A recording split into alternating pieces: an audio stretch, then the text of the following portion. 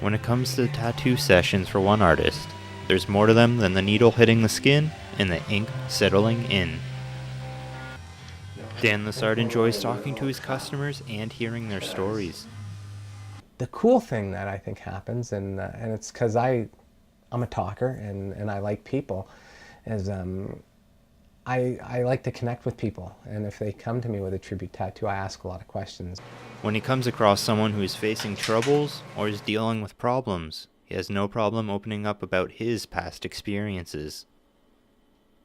As a kid, I think I had some pain inside of me that I realize it today. I know there was pain and there was deeper issues that usually happens to most people with any kind of drug addiction or anything. It's you'll hear the old saying that the substance is usually like 10% of the problem, and so I knew I had some insecurities, some fears, and some and stuff built up inside of me.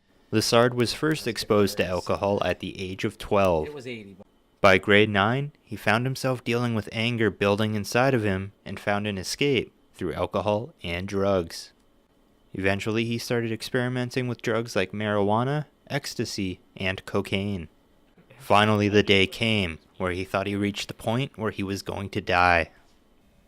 Well, for me, the harsh drugs escalated until about a year or so prior to sobriety, where I took too much cocaine. I was by myself. I was in a bad marriage, and I thought my heart was pumping out of my chest.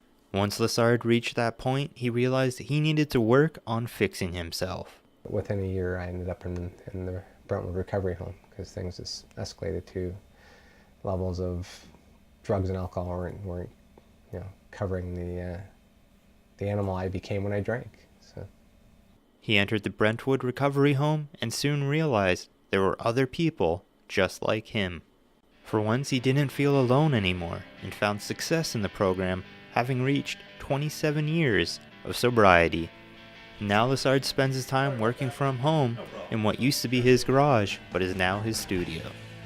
Originally, he considered opening up a studio, but decided to stay at his studio garage when his friend who built it passed away.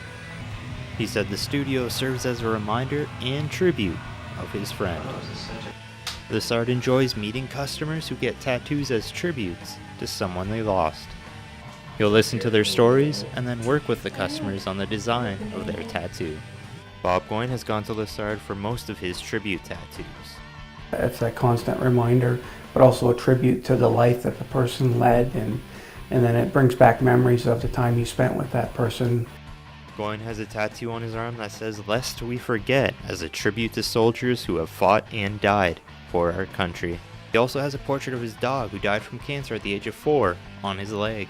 So for my wife's birthday, I had her face put on my leg so that my wife can always see her face. Dan did a beautiful portrait of the dog, and that's so we can always remember her.